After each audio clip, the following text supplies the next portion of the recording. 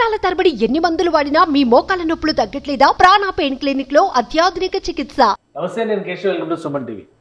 ఆంధ్రప్రదేశ్లో ఎన్నికల ఫలితాలు ఎవరికి అనుకూలంగా రాబోతున్నాయి, అలానే కొత్త ప్రభుత్వం ఎవరు ఏర్పాటు చేయబోతున్నారు, ఈ అంశంపైన దేశవ్యాప్తంగా ఉత్కంఠ నెలకొని ఉన్నటువంటి పరిస్థితి. అలానే అనేక సర్వేలు వస్తున్నాయి, ఎవరి అభిప్రాయాలు వాళ్ళు చెప్తున్నారు. ఇక రాజకీయ పార్టీలు ఎవరికి వారే ధీమా వ్యక్తం చేస్తున్నారు. వాస్తవానికి గ్రౌండ్ రిపోర్ట్ ఏ విధంగా ఉంది? గత ఎన్నికల అంచనాలతో పోల్చి చూసినప్పుడు కేకే సర్వే సంస్థ ఇచ్చినటువంటి డేటా కొంతవరకు యాక్యురేట్గా వచ్చింది అనేటువంటి అభిప్రాయం. అలానే ఆ సంస్థ ఇచ్చినటువంటి డేటా ఇప్పుడు ఉన్నటువంటి పరిస్థితుల్లో ప్రీ పోల్ సర్వేలో ఏ విధంగా ఉంది, ముఖ్యంగా జిల్లాల వారీగా ఏ జిల్లాలో ఎవరికి పట్టుంది, కూటమికి ఉన్నటువంటి గెలుపు అవకాశాలు ఏంటి, వైఎస్ఆర్సీపీ వేసుకున్నటువంటి అంచనాలు ఏంటి, ఈ అంశాలను విశ్లేషించేటువంటి ప్రయత్నం చేస్తుంది సుమన్ టీవీ. అందులో భాగంగానే కేకే మనతో ఉన్నారు. కేకేతో మాట్లాడదాం. కేకే సర్వీస్ ఫౌండర్ కేకే గారు, నమస్కారం. నమస్తే అండి. ఈస్ట్ గోదావరి జిల్లా, ఉమ్మడి తూర్పు గోదావరి జిల్లా గురించి మాట్లాడాల్సి వస్తే, అంటే దానిలో కూడా కొంత డీటెయిల్గా మనం చెప్పాల్సి వస్తే మీరు ఏమంటారు? మొత్తం 19 నియోజకవర్గాలు ఉన్నాయి. సో ఎవరెవరు కంటెస్ట్ చేస్తున్నారనేది మనం చూద్దాం. ఓవరాల్గా ఈ జిల్లా రిపోర్ట్ కేకే సర్వేస్ ఏంటి? అంటే మనం ఉమ్మడి మాట్లాడుకుంటున్నాం కాబట్టి సార్, ఉమ్మడి తూర్పుగోదావరి జిల్లా గురించి అంటే 19 నియోజకవర్గాలు ఉమ్మడిలో వస్తాయి కాబట్టి ఓవరాల్గా రాష్ట్ర వ్యాప్తంగా ఏదైనా జిల్లా గురించి క్యూరియాసిటీ ఎక్కువ ఉంటుంది, లేదా జనసేన కూటమి బలంగా కాంబినేషన్ వర్కౌట్ అవుతుందని, లేదా వర్కౌట్ అవ్వకుండా చేయాలని వైఎస్ఆర్సీపీ కానీ టోటల్గా మొత్తం అన్ని పార్టీలు కలిసికట్టుగా పనిచేసిన జిల్లా, ఇంట్రెస్ట్ ఉన్న జిల్లా ఏదంటే ఉమ్మడి జిల్లానే సార్. మీరు వీడియోస్ కూడా చూడండి, ఏ వీడియోకైనా ఉన్నటువంటి రీచ్ పక్కన పెడితే తూర్పుగోదావరికి ఉన్న జిల్లా అటెన్షన్ ఎక్కువ డ్రా కూడా చేస్తుంది ప్రజల వైపు నుంచి, అటు నాయకులు. ఈస్ట్ గోదావరిలో వేవ్ ఎటుంటే అటు ఏదో గవర్నమెంట్ ఫామ్ అవుతుంది. అంటే మొత్తం ఉభయ గోదావరి జిల్లాలో ఎందుకంటే 15 + 19 34 నియోజకవర్గాలు ఎక్కువ గెలుచుకుంటే వాళ్ళకి అడ్వాంటేజ్ ఉంటుందని మనకు ఎక్కువ డేటా చెప్తుంది ప్రీవియస్. ఈస్ట్ గోదావరి జిల్లాకి అదే ప్రాధాన్యం ఉంది. ఇప్పుడు ఆంధ్రప్రదేశ్లోనే కాదు, ఉమ్మడి ఆంధ్రప్రదేశ్లో కూడా అత్యధిక నియోజకవర్గాలు, అత్యధిక జనాభా ఉన్నటువంటి జిల్లా ఇది. మొత్తం 19 నియోజకవర్గాలు ఉన్నాయి. ఈ 19 నియోజకవర్గాల్లో ఎవరెవరు బరిలో ఉన్నారు రెండు పార్టీల తరఫున, అంటే కూటమి తరఫున అలానే అధికార పార్టీ తరఫున ఒకసారి విశ్లేషించేటువంటి ప్రయత్నం చేద్దాం. తూర్పుగోదావరి జిల్లాలో మొత్తం 19 నియోజకవర్గాలు ఉన్నాయి. ముందుగా అందులో తుని నియోజకవర్గం నుంచి ప్రారంభిద్దాం. Dadisetti Raja present YSRCP MLA, sitting MLA, మంత్రి.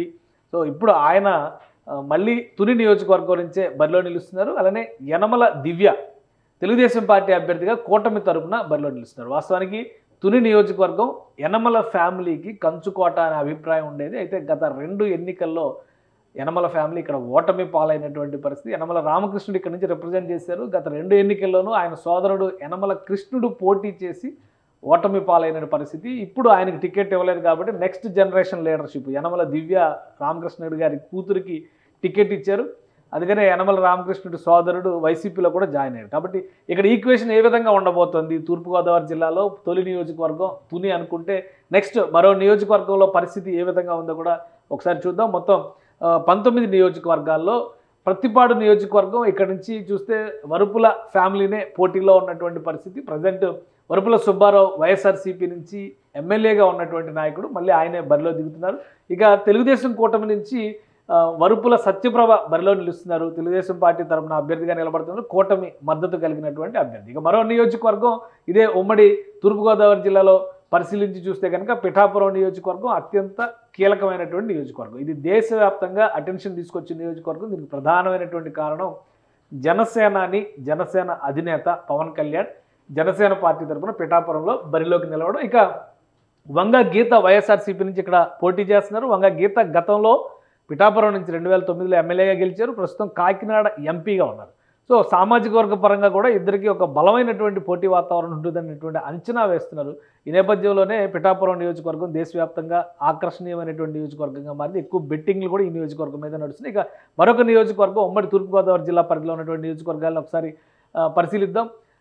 అనపర్తి నియోజకవర్గం. ఈ నియోజకవర్గం ఉమ్మడి అభ్యర్థిగా మిత్రపక్షం బీజేపీకి వెళ్ళినటువంటి నియోజకవర్గం ఇది. ఇక్కడ చివరి నిమిషం వరకు నాటకీయ పరిణామాలు జరిగినాయి. నల్లమిల్లి రామకృష్ణారెడ్డి ఫైనల్గా తెలుగుదేశం నేత, ఆయన బీజేపీలో చేరి బీజేపీ గుర్తు మీద అనపర్తి నుంచి బరిలో ఉన్నారు. అంతకు ముందర శివకృష్ణరాజుకి ఇచ్చారు బీజేపీ అభ్యర్థిగా, తర్వాత ఉపసంహరించుకున్నారు. ఇక doctor Suryanarayana Reddy sitting MLA YSRCP నాయకుడిగా ఆయన ఉన్నారు. ఇక మరొక నియోజకవర్గం మనం చూస్తే కనుక కాకినాడ అర్బన్ నియోజకవర్గం, రాష్ట్ర వ్యాప్తంగా ఆసక్తి ఉన్నటువంటి నియోజకవర్గం. ఇక్కడ నుంచి ద్వారంపూడి చంద్రశేఖర్ రెడ్డి వైఎస్ఆర్సీపీ నుంచి సిట్టింగ్ ఎమ్మెల్యేగా ఉన్నటువంటి నాయకుడు. అయితే పవన్ కళ్యాణ్ వర్సెస్ ద్వారంపూడి చంద్రశేఖర్ రెడ్డి ఇష్యూ వచ్చిన ప్రతిసారి కూడా హైలైట్స్లో నిలిచినటువంటి నియోజకవర్గం. ఇక్కడ నుంచి తెలుగుదేశం పార్టీ అభ్యర్థిగా వనమాడి వెంకటేశ్వరరావు పోటీ చేస్తున్నారు. కొండబాబు అంటారు ఈయన్ని. ఆయన తెలుగుదేశం పార్టీ నుంచి కూటమి అభ్యర్థిగా బరిలో నిలుస్తున్నారు. ఇది అర్బన్ నియోజకవర్గంలో ఉన్నటువంటి ఫ్యాక్టర్. ఇక మరొక నియోజకవర్గం పరిస్థితి కూడా చూద్దాం.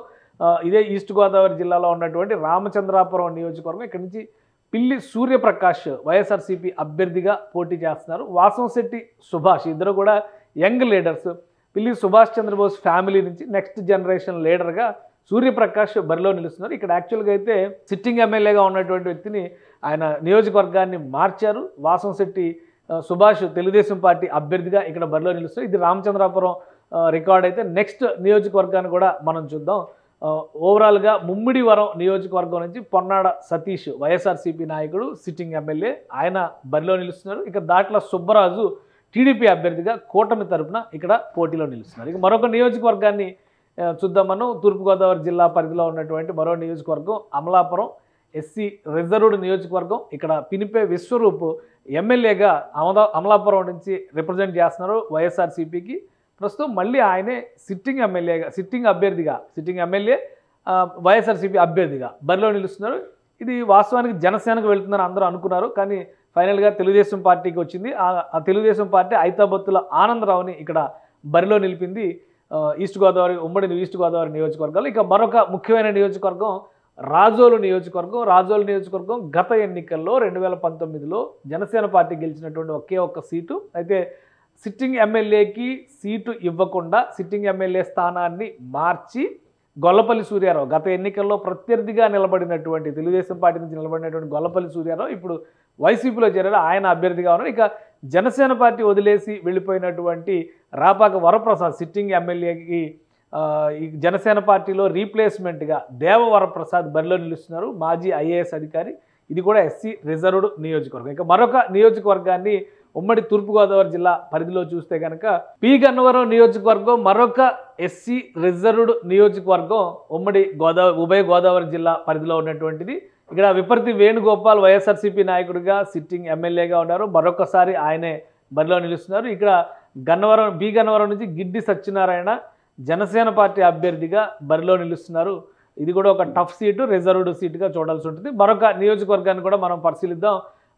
కొత్తపేట నియోజకవర్గానికి సంబంధించి చిర్ల జగ్గిరెడ్డి సిట్టింగ్ ఎమ్మెల్యే వైఎస్ఆర్సీపీ నాయకుడు. అక్కడి నుంచి బండారు సత్యానందరావు పాత ప్రత్యర్థులే మరొకసారి తలపడుతున్నారు. ఇది కొత్తపేటకి సంబంధించినటువంటి అంశం. ఇంకా మరొక నియోజకవర్గాన్ని మనం చూద్దాం.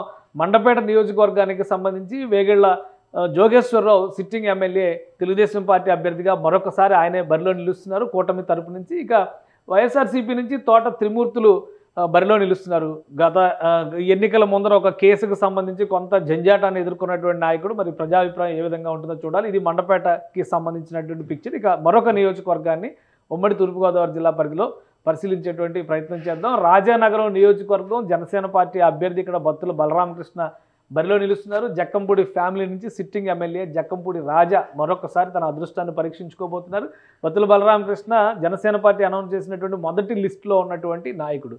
సో అక్కడ ప్రజాభిప్రాయం ఏ విధంగా ఉంటుందనేది కూడా ఇక్కడ ఆసక్తికరంగా ఉన్నటువంటిది. రాజమండ్రి పార్లమెంటరీ స్థానం పరిధిలో ఉన్నటువంటి అసెంబ్లీ నియోజకవర్గం ఇది. ఇక మరొక నియోజకవర్గం ఉమ్మడి తూర్పుగోదావరి జిల్లా పరిధిలో చూస్తే కనుక Rajahmundry urban.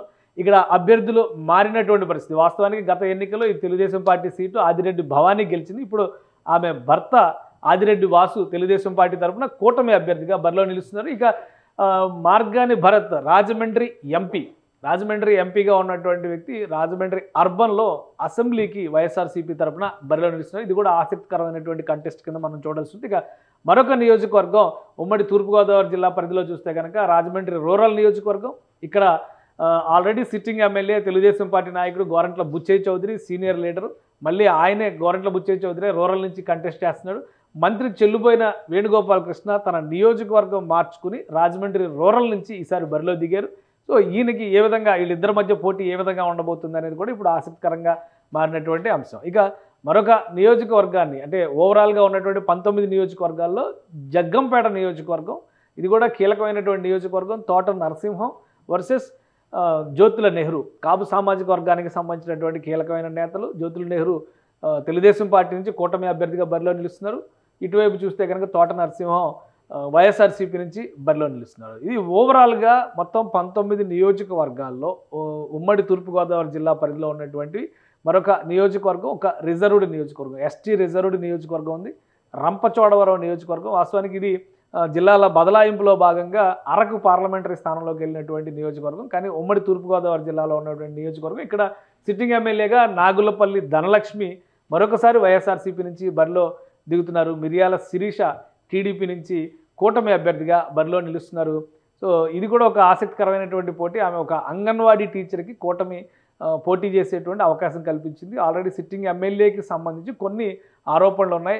Anantha Babu MLC issue సంబంధించి ఆమె కూడా ఆరోపణలు ఎదుర్కొన్నారు. సో ఇక్కడ ప్రజాభిప్రాయం ఏ విధంగా ఉంటుందనేది మనం చూడాల్సింది. ఇది మొత్తం 19 నియోజకవర్గాలకు సంబంధించినటువంటి ట్రాక్ రికార్డ్. కేకే, ఇప్పుడు మీరు ఏం చెప్తారు? గత ఎలక్షన్స్లో చూస్తే అప్పుడు ఎలా ఉంది? మీరు చేసినటువంటి ప్రీపోల్ సర్వేకి సంబంధించి ఉమ్మడి తూర్పుగోదావరి జిల్లా మరొకసారి డిసైడింగ్ ఫ్యాక్టర్ అయితే ఎలా ఉన్నాయి మీ అంచనాలు? అంటే ప్రీపోల్ మనం చేసినప్పుడు అంటే లాస్ట్ ఎలక్షన్స్లో ఆబ్వియస్లీ మెజారిటీ స్థానాలు వైఎస్ఆర్సీపీ కైవసం చేసుకుంది సార్. ప్రీపోల్లో మనం తూర్పుగోదావరి వరకు చెప్పింది సార్. మొత్తం 19 నియోజకవర్గాల్లో 13 ఖచ్చితంగా కూటమి గెలుచుకుంటుంది అనేది చెప్పాను సార్. ఒక్క నియోజకవర్గం మాత్రమే వైఎస్ఆర్సీపీ కాన్ఫిడెంట్గా గెలుచుకునే నియోజకవర్గం ఉందని. మిగతా 5 నియోజకవర్గాలు అంటే 19లో మిగతా 5 నియోజకవర్గాలు నువ్వా నేను అనుకున్నది టఫ్ ఫైట్ ఉంది. ఇదేది చెప్పలేమని ఇప్పటికి కూడా కాన్ఫిడెంట్గా చెప్పగలిగేదంటే ఒకసారి ఆలోచించే బేరీ చేస్తాం కదా సార్. దాంట్లో మనీ ఫ్యాక్టర్ కానీ, క్యాండిడేట్లు కానీ, క్యాస్ట్ ఈక్వేషన్స్ కానీ, లేకపోతే ఓట్ బ్యాంకింగ్ తర్వాత వరకు అంటే దాని ముందు 2 నెలల నుంచి అంటే ఎలక్షన్స్ ముందు వరకు ప్రీపోల్ వరకు జరిగిన నెంబరే ప్రీపోల్ ముందు చెప్పాం. అప్పటి వరకు చివరి కాదు, అప్పటి నుంచి 2 months చేసుకుంటూ కరెక్ట్గా ఎలక్షన్స్ ముందు వరకు చెప్పిన నెంబరు. సో అవన్నీ బేరీ చేసుకుంటామని చెప్తున్నాం కాబట్టి ఇప్పటికీ స్టిల్ మేము we are standing on the same line, same point ఏదైతే చెప్పామో ఖచ్చితంగా 13 నియోజకవర్గాలకి ఒక్క నియోజకవర్గం కూడా కూటమి తగ్గదండి. ఇప్పుడు ఒకటి మీద పెంచుకుంటుందా, ఇంకోటి పెంచుకుంటుందా, 2 పెంచుకుంటుందా, 3 పెంచుకుంటుందా, ఈ 5లో ఎన్ని తీసుకుంటుంది అనేది మన పోస్ట్ పోల్ జూన్ 1 సాయంత్రం 5 గంటలకి పబ్లిక్గా చెప్పాలి. అంటే మీరు చెప్పిన దాంతో ఒక చిన్న పాయింట్ ఏంటంటే 2019 ఫ్యాక్టర్ని కనుక ఒకసారి మనం గమనించి చూస్తే 2019లో వైసీపీ గెలిచినటువంటి సీట్లు మొత్తం అసలు ముందు టీడీపీ గెలిచిన సీట్లు లెక్కేస్తే మనకు వైసీపీ క్లారిటీ చాలా క్లియర్ పిక్చర్ వచ్చేస్తుంది అనమాట. అంటే మొత్తం మీద 6 సీట్లు మాత్రమే గెలిచింది టీడీపీ. అంటే టీడీపీ 6 సీట్లు అంటే 19 సీట్లో మొత్తం 13 సీట్లు. మీరు వేసినటువంటి లెక్క కంప్లీట్ రివర్స్ ఉంది. ఇప్పుడు వైఎస్ఆర్ ఇక్కడ రివర్స్ ఉంది సార్. ఇక్కడ మటుకు ఈ 6 సీట్లు ఇక్కడ కాదు సార్. ఓకే, ఇది కాదు. ఎందుకు అంత వన్ సైడెడ్ గా ఎందుకు చెప్తున్నారు? ఇప్పుడు చాలా డౌట్స్ ఉన్నాయి. అంటే చూసే ప్రేక్షకులకు కూడా కొన్ని సందేహాలు ఉన్నాయి. అసలు కేకే సర్వే ఎందుకు చేశారు, మరి ఇంత వన్ సైడెడ్ ఫిగర్స్ ఎందుకు చెప్తున్నారు? అసలు కేకే సర్వేస్ మనం ఫస్ట్ నుంచి డే 1 నుంచి ఫాలో అయ్యేకి అందరికీ తెలుసు సార్. లాస్ట్ టైం ఫాలో అయిన వాళ్ళకి ఇది ప్రజలను ఉద్ధరించేదానికో లేదా ప్రజలు యూట్యూబ్ కోసం చేసింది కాదు. మనం ఇక్కడ కొంతమంది ఎమ్మెల్యేలు అప్రోచ్ అయ్యి సార్ మనం విలేజ్ వారీ రిపోర్ట్ ఇస్తామండి లేదా మండల వారీ రిపోర్ట్ ఇస్తామండి అని చెప్పి, అంటే ఇప్పుడంటే బ్రాండింగ్ ఉంది కాబట్టి కేకే సర్వీస్ అని తెలుసు, ఫస్ట్ నుంచి చెప్తున్నాను. సో అప్రోచ్ సో మాకు విలేజ్ వారీ రిపోర్ట్ ఇవ్వండి అంటే విలేజ్ వారీ రిపోర్ట్ ఇచ్చినప్పుడు ఆ విలేజ్ వారీ రిపోర్ట్ డీటెయిల్గా ఇచ్చి దాంట్లో ఈ 15 విలేజ్లు మీకు టైట్గా ఉందండి, వైసీపీ వాళ్ళకి ఇచ్చినా టీడీపీ వాళ్ళకి ఇచ్చినా మా క్లయింట్ గెలవాలని ఉద్దేశం 100%తో ఇచ్చేస్తాం. ఈ 15 విలేజ్లు మీకు డిఫరెన్స్ కలెక్ట్ చేసుకుంటే తెలుస్తారండి, ఈ మండలంలో వీక్ ఉన్నారు, ఈ మండలంలో బాగున్నారంటాం. At the same time village వారీగా రిపోర్ట్ ఇచ్చినప్పుడు ఆ అమౌంట్తో చుట్టుపక్కల నియోజకవర్గాలు కూడా శాంప్లింగ్స్ తీసుకోవడం జరుగుతుంది. ఎందుకంటే మనం బ్రాండింగ్ చేయాలంటే 175 నియోజకవర్గాలు చేయాలి, కానీ మాకు ఈ జిల్లాలో ఈ 4-5 ఆర్డర్లు వచ్చాయి కాబట్టి ఈ 4-5 వాటి గురించి మేము చెప్పగలం, మిగతా వాటి గురించి మాకు ఐడియా లేదంటే ఒప్పుకోరు కదా. సో తక్కువ శాంపుల్స్ అయినా ఒక శాంపిల్ తీసుకోవాలంటే కూడా ఎక్స్పెండిచర్ ఆబ్వియస్లీ. అందుకే ఇప్పుడు నాకు అదే పెద్ద ఆశ్చర్యం ఏంటంటే ఎవరైనా ఇప్పుడు మీరు యూట్యూబ్స్లో బయట చూసేవాళ్ళు వీళ్ళు గెలిచేస్తారు వాళ్ళు గెలిచేస్తారని చెప్తారు. అఫ్కోర్స్ మామూలుగా ఇప్పుడు మనకు టిఫిన్ షాప్లో తినేది బాగుందో లేదో చెప్పొచ్చు, మనకు చేయాల్సిన రావడం అవసరం లేదు. సో అట్లాగే జనరల్గా అంచిన మూడ్ని లేకపోతే ఓట్ బ్యాంకింగ్ని కూర్చొని కుల సమీకరణాలు ఈ ఊర్లో ఎంతమంది ఉన్నారని ఇక్కడ కూర్చొని కూడా చెప్పొచ్చు. సో మనది ఆ సెక్షన్ కాదు కాబట్టి ప్రొఫెషనల్గా చేసుకుంటాం కాబట్టి ఇది ఉంటుంది. దాంట్లో బయటపడ్డవి ఇలా పబ్లిక్కి మనకు ఆ బ్రాండింగ్ ఇమేజ్ కూడా పెంచుకోవాలి కాబట్టి ఓపెన్గా చెప్తున్నాం, డిస్కస్ చేస్తున్నాం. వీళ్ళు గెలవాలని వీళ్ళు ఓడాలని 100% మాకు ఎటువంటి దాని మీద ఆసక్తి లేదు. వీళ్ళు గెలిస్తే అద్భుతాలు చేస్తారు, వీళ్ళు ఓడిపోతే అమ్మో అని బాధపడాల్సిన అవసరం మాకు లేదు. కానీ అంటే ఒకటి ఇక్కడ ఇప్పుడు ఉన్నటువంటి సీట్ల సినారియోని చూస్తే కనుక మొత్తం ఈ 10 సీట్లలో 3 సీట్లు జనసేన పార్టీకి వెళ్ళిపోయినాయి. ఇక్కడ చూస్తే ఇందులో ఉన్నటువంటి 9 సీట్లలో జనసేన పార్టీకి 3 సీట్లే, మరొక 3 సీట్లు జనసేన పార్టీకి వెళ్ళినట్లు లెక్క. అంటే జనసేన ప్లస్ బీజేపీ కలుపుకొని చూస్తే కనుక మనకి అంటే మొత్తం 6 సీట్లు. మీరు చెప్పిన లెక్క ప్రకారం చూస్తే కూడా 19 సీట్లో 6 సీట్లు మిత్రపక్షాలకు ఇచ్చేసింది తెలుగుదేశం పార్టీ. అంటే 13 సీట్లో తెలుగుదేశం పార్టీ కంటెస్ట్ చేస్తుంది. తెలుగుదేశం పార్టీ కంటెస్ట్ చేస్తున్న 13 సీట్లు గెలిచేస్తుంది అనేటువంటి అభిప్రాయం. నేను చెప్పిన 13 సీట్లు కూటమికే సార్. కూటమి ఓవరాల్ టీడీపీ అనే సీట్, జనసేన 5 సీట్లలో పోటీ చేస్తుంది, బీజేపీ 1 సీట్లో పోటీ చేస్తుంది. అప్పుడు అలాంటప్పుడు ఈ లెక్కలు అంటే ఓటు ట్రాన్స్ఫర్మేషన్ అనేది ప్రాపర్గా జరగలేదు. పైగా ఇప్పుడు మీరు చెప్పిన లెక్క చూస్తే కనుక ఒకే ఒక నియోజకవర్గం అనపర్తిని ఒక ఉదాహరణగా తీసుకొని చూద్దాం. చివరి నిమిషం వరకు అభ్యర్థి ఎవరు, ఏ పార్టీకి ఆ సీట్ వెళ్తుంది అనేటువంటి దాని క్లారిటీ లేదు. ఇప్పుడు ఫస్ట్ సపోజ్ ఇక్కడ టీడీపీ పోటీ చేస్తుంది సార్. ఓకే, మనం ఓపెన్గా కూడా ఇంతకుముందు డిస్కస్ చేసాం. ఇప్పుడు ఈ కన్ఫర్మ్ సీట్లు లెట్స్ అజ్యూమ్ ఇది ఒకటి తీసుకుందాం అనుకోండి సార్. ఇక్కడ అలా అని చెప్పి అట్ ది సేమ్ టైం ఇక్కడ టీడీపీ పోటీ చేస్తుందా, బీజేపీ పోటీ చేస్తుందా? మినిస్టర్ ఆల్రెడీ చాలా స్ట్రాంగ్ పర్సన్ అనేటువంటి అభిప్రాయం ఉంది. కాన్స్టిట్యున్సీలో యనమల ఫ్యామిలీ వీక్ అయింది, ఎందుకంటే యనమల కృష్ణుడు బయటకు వచ్చేసాడు. సో నిన్న మొన్నటి వరకు అసలు యనమల రామకృష్ణ ఉన్నదే ఆయన అనేటువంటి అభిప్రాయం. స్ట్రాంగ్ నెట్వర్క్ ఉంది మామూలుగా, ఆయన ఓట్ బ్యాంక్ టర్న్ చేసుకోవడం కానీ, ఫ్యామిలీ నుంచి వాళ్ళు వస్తున్నారు కాబట్టి ఎప్పటి నుంచో. సో వాళ్ళ నెట్వర్క్ ఫర్ ఎగ్జాంపుల్ తీసుకుందాం, ఇదనే కాదు. సో ఇక్కడ టీడీపీ పోటీ చేస్తుందా, వైసీపీ పోటీ చేస్తుందా, సారీ బీజేపీ పోటీ చేస్తుందా, జనసేన పోటీ చేస్తుంది సార్. తూర్పుగోదావరి జిల్లాలో కూటమి కంప్లీట్గా 99% ఓట్ బ్యాంకింగ్, 100%లో 99% ట్రాన్స్ఫర్ అయింది సార్. ఏ ఓట్ బ్యాంకింగ్ అయితే ఎక్స్పెక్ట్ చేసుకొని వాళ్ళు కూటమి కట్టారో అది ద బెస్ట్ ఫిగర్స్ మీకు రాష్ట్రం మొత్తం మీద తూర్పుగోదావరి జిల్లాలో కనబడుతుంది. ఓకే, అసలు కూటమిలో సఖ్యత లేదు, మేనిఫెస్టోలో ఫోటో లేదు, బీజేపీ సరైనటువంటి రీతిలో సహకరించలేదు, ఇట్లాంటి విమర్శలన్నీ వస్తున్నాయి. మోడీ గారు వచ్చి సభ పెట్టింది కూడా కేవలం అటు నర్సాపురం జిల్లా, నర్సాపురం ఎక్స్పెక్ట్ చేశారు. ఓన్లీ ఇటు పార్లమెంట్ పరిధిలో చూస్తే కనుక రాజమండ్రి పార్లమెంట్ అంటే తూర్పుగోదావరి జిల్లా పరిధిలో ఒక సభ జరిగినట్టు అంతే కదా, క్యాంపెయిన్ జరిగింది. సో ఇంత పర్ఫెక్ట్ గా ఓట్ ట్రాన్స్ఫర్ అయింది మనం చెప్పడానికి క్లారిటీ ఏంటి, ఏముంది? ఒకటి సార్, మేము మాకు క్లారిటీ ఏంటంటే విలేజ్ వారీగా తీసుకుంటుంటాం కదా సార్. ఓవరాల్గా విలేజ్ వారీగా తీసుకున్నప్పుడు మళ్ళీ మన పోస్ట్ పోల్ మెయిన్ జరిగినప్పుడు ప్రీ పోల్కి పోస్ట్ పోల్కి మారిందని ఎలా చేస్తామంటే మండలంలో 2 విలేజ్లు తీసుకుంటాం. తీసుకొని ఇంతకుముందు ఆ ఎమ్మెల్యే గారికి ఇచ్చిన రిపోర్ట్లో కరెక్ట్గా ఉందా లేదని వెరిఫై చేసుకుంటాం. లేదు 10% వేరియన్స్ ఉంది అనుకోండి, దాని అప్లైస్ టు మండలం, దాని అప్లైస్ టు 4 మండలాలు, దాని అప్లైస్ టు నియోజకవర్గం వస్తే మాకు ఒక నెంబర్ వస్తుంది. పోస్ట్ పోల్ అంటే మేము చేసేది ఎగ్జిట్ పోల్ కింద రాదు, ఎగ్జిట్ అంటే బయటకు వచ్చేటప్పుడు చేసేది. సో టెక్నికల్ ఇది రాంగ్. సో పోస్ట్ పోల్ మనం 4 రోజులు 5 రోజులు టైం తీసుకునే చేస్తాం ఆబ్వియస్గా అది. సో ఆ విధంగా చుట్టుపక్కల నియోజకవర్గాలు మనం చేసినాయి, దాని ఈక్వేషన్స్గా ఉన్న నియోజకవర్గాలు తక్కువ శాంపుల్స్లో టైట్ ఫైట్లో ఉన్నాయి చేసుకుంటూ వెళ్తున్నాం. సో ఇలా బయటపడుతుంది. కాదు జనాలకు అర్థమయ్యేటట్టు లాంగ్వేజ్లో చెప్పాలి అంటే ఓవరాల్ కూటమి గెలుపు ఇక్కడ జగన్మోహన్ రెడ్డి గారు కూటమికి అందిస్తున్నటువంటి గెలుపు ఓవరాల్గా. అంటే ఏ ఫ్యాక్టర్ మార్చినా మిస్టేక్స్ వల్ల ఇప్పుడు లాస్ట్ టైము కూడా ఒక ఆబ్వియస్లీ కూటమి అంటే టీడీపీ వద్దనుకున్న ఫ్యాక్టర్ ఉంది. But at the same time 50% Jaganmohan Reddy గారు కూడా ఒక ఛాన్స్ ఇద్దామని ఒక ఫ్యాక్టర్ 50% అటు ఇటు బ్యాలెన్స్డ్ ఫ్యాక్టర్. అంటే మీరు ఈ నెంబర్స్ని అర్థమెటిక్లో డివైడ్ చేస్తే మాకు నెంబర్స్లో బ్యాలెన్సింగ్ కనబడుతుంది. ఎమోషనల్ని మనం అర్థమెటిక్లో కన్వర్ట్ చేసుకోవాలి కాబట్టి డేటా సైన్స్లో. ఇప్పుడు వచ్చేసరికి మనం చంద్రబాబు కూడా ఒక ఛాన్స్ ఇవ్వాలి అన్న ఛాన్స్ కాదు, ఎక్కువ నో అనుకునే ఛాన్సెస్ ఎక్కువ పడుతున్నాయి. దట్ డజంట్ మీన్ దట్ అట్లనే వైఎస్ఆర్సీపీకి లేవని కాదు, 40% 35% ఖచ్చితంగా మాకు వైఎస్ఆర్సీపీ కావాలనుకునే వ్యక్తులు కూడా ఉన్నారు. బట్ ఈ మెజారిటీ మీకు 50 నుంచి 60కి వెళ్ళిపోయినప్పుడు ఇలాంటి జిల్లాల్లో అందులో కాపు ఓట్ బ్యాంకింగ్ బలంగా ఉన్నప్పుడు ఇంకా ఎక్కువ ఫ్యాక్టర్స్ దాని మీద అంటే ఆ యాంగిల్లో చూస్తే ఇక్కడ పిఠాపురంలో పవన్ కళ్యాణ్ పోటీ చేయడం అనేది ఈస్ట్ గోదావరి జిల్లాలో ఒక బలమైనటువంటి చేంజ్ కి, లేదంటే మీరు చెప్పినటువంటి నంబర్ కి 13 అని చెప్తున్నారు మీరు కదా, 13 కూటమికి కన్ఫర్మ్ గా వస్తాయి. కన్ఫర్మ్ ఒక్క సీటు కూడా 10,000 మెజారిటీ అని ఒక లెక్క చెప్పారు. అట్లాంటి మెజారిటీ సీట్లే సార్. మీకు ఇంకా మెజారిటీ గురించి అడుగుతున్నారు కాబట్టి సార్, జగన్మోహన్ రెడ్డి మెజారిటీ కంటే కూడా రాష్ట్ర వ్యాప్తంగా దాదాపుగా 10 నియోజకవర్గాల్లో మెజారిటీ కూటమికి ఎక్కువ ఉంటాయి.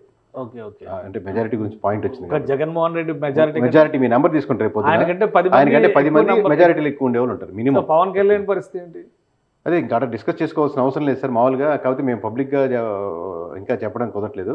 కాకపోతే మినిమం నెంబర్ చెప్పుకుంటాం కాబట్టి మినిమం 30,000 చెప్తున్నాం సార్. ఓకే, సో అంటే ఈ ఫ్యాక్టర్ మిగతా ఈ జిల్లాలో ఉన్నటువంటి 10 నియోజకవర్గాలు లేదా 19 నియోజకవర్గాలు లేదా పార్లమెంటరీ పరిధిలో ఉన్నటువంటి 7 నియోజకవర్గాల్లో ఉంటుంది. మా జిల్లా 100% ఉంటుంది. మేము ఇంకా ఇనిషియల్గా వాళ్ళు ఎవరైనా అడిగినా మేము సజెస్ట్ చేసిందంటే యాక్చువల్లీ భీమవరమే సజెస్ట్ చేసాం సార్.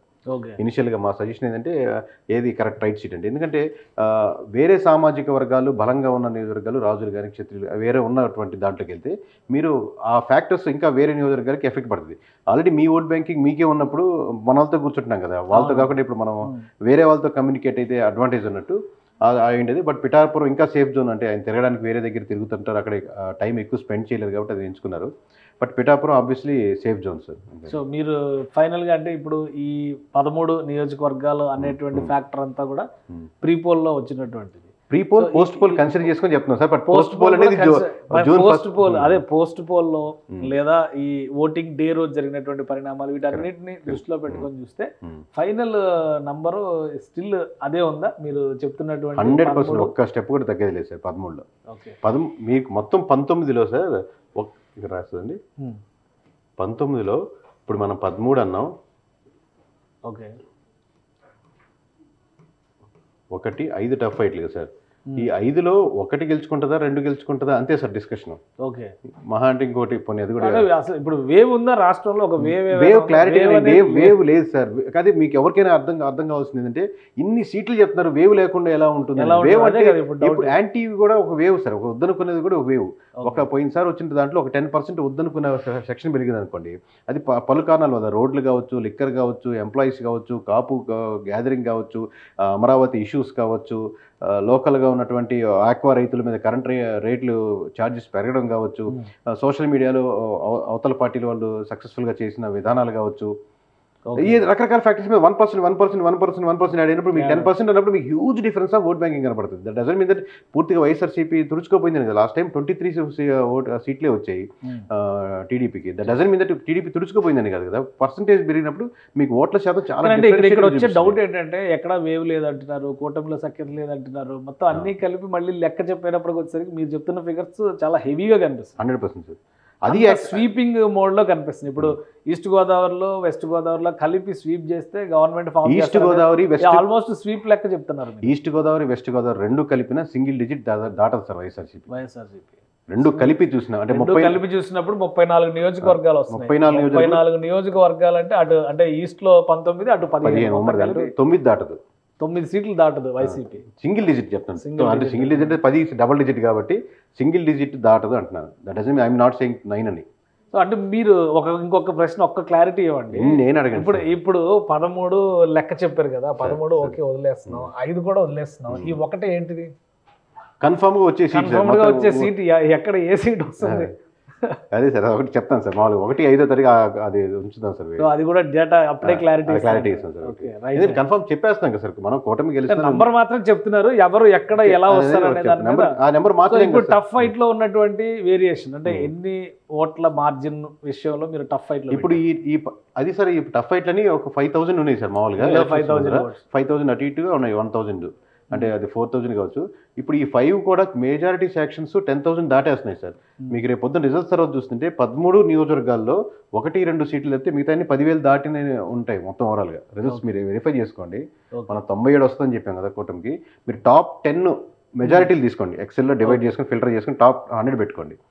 టాప్ 100 నియోజకవర్గాల్లో 5-10 సీట్లు కూడా వైఎస్ఆర్సీపీ సీట్లు ఉండవు. టాప్ 100 మెజారిటీ ఫిల్టర్గా చేసుకుంటే. ఓకే రైట్, థ్యాంక్ యూ కేకే.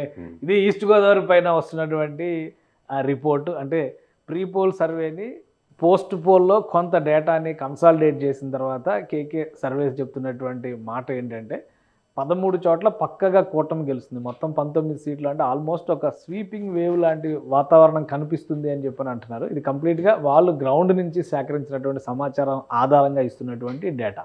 అలానే రాష్ట్రంలో ఏం జరగబోతోంది, ఏ జిల్లాలో ఎవరిది పైచేయి కాబోతుంది అనేటువంటి అంశం పైన సామాన్య ప్రజానేకం నుంచి రాజకీయ నాయకుల వరకు ప్రతి ఒక్కరిలో ఒక ఆసక్తి ఉంది. కాబట్టి దానికి సంబంధించినటువంటి విశ్లేషణను అందించేటువంటి ప్రయత్నం మాత్రం సుమన్ టీవీ చేస్తుంది. ఈ డేటా సేకరణ కానీ దాని అనాలిసిస్ కానీ మొత్తం దాని రెస్పాన్సిబిలిటీ అంతా కూడా కేకే సర్వీసే తీసుకుంటుంది. సో ఈస్ట్ గోదావరిలో వచ్చినటువంటి ఫిగర్స్ ఈ విధంగా ఉంటే గవర్నమెంట్ ఫామ్ చేయడానికి వీలైనంత ఎక్కువగా స్కోప్ ఎన్డీఏ కూటమికే ఉండే అవకాశం, అంటే టీడీపీ, జనసేన, బీజేపీ కూటమికే ఉండేటువంటి అవకాశం ఉందని కేకే సర్వీస్ చెప్తుంది. ఇవన్నీ కూడా కేవలం ప్రస్తుతం ఉన్నటువంటి పరిస్థితుల రీత్యా చెప్పినటువంటి గణాంకాలు మాత్రమే. ఎగ్జిట్ పోల్స్కి సంబంధించినటువంటి రిపోర్ట్ జూన్ 1వ తేదీన వస్తుంది. Accurate report, actual report June 4వ తేదీన చూడబోతున్నాం. సో వాటికి అనుగుణంగా ఈ అంచనాలు ఉంటాయా లేదా అప్పుడు కూడా విశ్లేషించేటువంటి ప్రయత్నం చేద్దాం. ఇది special discussion. Keep watching. Suman టీవీలో మీ పర్సనల్ అండ్ బిజినెస్ ప్రమోషన్స్ కోసం కింది నెంబర్కి కాంటాక్ట్ చేయండి.